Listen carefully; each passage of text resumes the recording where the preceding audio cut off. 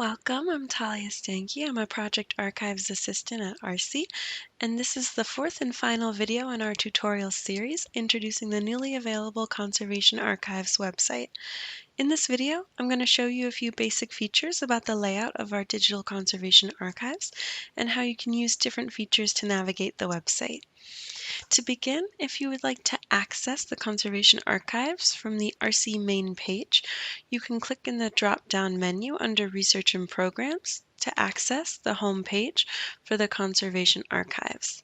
Here, you can see our 5 currently available collections in each of these rectangular boxes, mostly consisting of photographic documentation and reports. If you click on a collection box, it will take you to all of the records for that specific collection.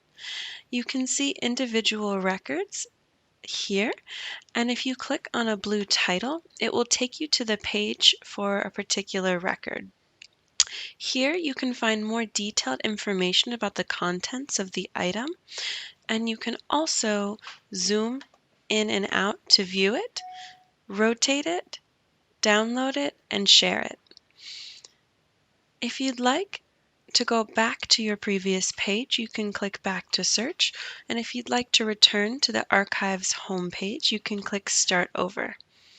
If you'd like to make a specific search, you can use our search bar right here to type in and search for whatever specific content you're looking for. Or you can also use our sidebar on the left here to limit your search through particular topics such as collection, which will identify different conservation projects,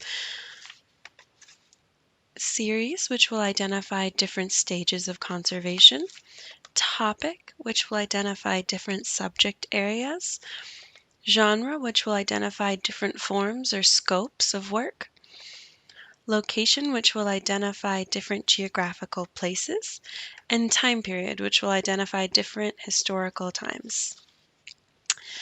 Lastly, if you'd like to save a particular item to reference for later, you can go over here and click in a particular item under the bookmark check.